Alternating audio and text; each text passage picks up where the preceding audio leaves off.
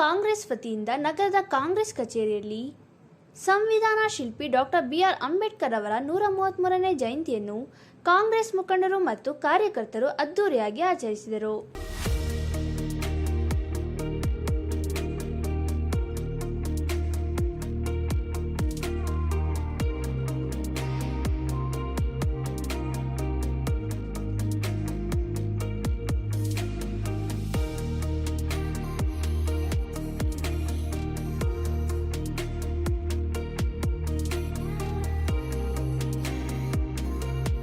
ಶಾಸಕರಾದ ಎಚ್.ಡಿ. ತಮ್ಮಯ್ಯ ಅವರು ಮಾತನಾಡಿ, ಭಾರತಕ್ಕೆ ಸಂವಿಧಾನವನ್ನು ಕೊಡುಗೆಯಾಗಿ ನೀಡಿರುವ ಡಾಕ್ಟರ್ ಬಾಬಾ ಸಾಹೇಬ್ ಅಂಬೇಡ್ಕರ್ ಅವರ ಜೀವನ ಮತ್ತು ಅವರು ಹಾಕಿಕೊಟ್ಟಿರುವ ಮಾರ್ಗದಲ್ಲಿ ಪ್ರತಿಯೊಬ್ಬರೂ ಸಾಗಬೇಕು ಎಂದು ಹೇಳಿದರು.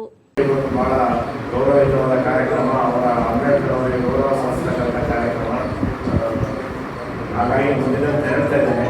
ಅದರ ಮಧ್ಯದಲ್ಲಿ ಇನ್ನೊಂದು ಎಲ್ಲರೂ ಮನವಿ ಏನು ಅಂತ ಹೇಳಿದ್ರೆ, ನಮ್ಮ ಕ್ಷೇತ್ರದಲ್ಲಿ ಇವತ್ತು ಏನು ಏಪ್ರಿಲ್ 26ನೇ ತಾರೀಕು ನಡೆಯುವ ಚುನಾವಣೆಯಲ್ಲಿ ಏನು ಇವತ್ತು ದೇಶವನ್ನು ಆಡ್ತಾ ಇರ್ತಕ್ಕಂಥ ಕೇಂದ್ರ ಸರ್ಕಾರ 370 ಸೀಟಿಗೂ ಹೆಚ್ಚು ಬರಬೇಕು, 400 ಸೀಟಿಗೂ ಹೆಚ್ಚು ಬರಬೇಕು ಅಂತ ಅವರು ಹೋರಾಟ ಮಾಡ್ತಿರೋ ಉದ್ದೇಶ ಏನು ಅಂತ ಹೇಳಿದ್ರೆ, 400 ಸೀಟಿಗೂ ಹೆಚ್ಚು ಬಂದರೆ ಅವರು ಅಂಬೇಡ್ಕರ್ ಬರೆದಿರ್ತಕ್ಕಂಥ ಸಂವಿಧಾನವನ್ನು ಬದಲಾವಣೆ ಮಾಡಬಹುದು ಅನ್ನುವ ಒಂದು ಹುನ್ನಾರ ನಡೀತಾ ಇದೆ. ಮಾಡಬಹುದು ಅನ್ನೋ ಒಂದು ಹುನ್ನಾರ ನಡೀತಾ ಇದೆ.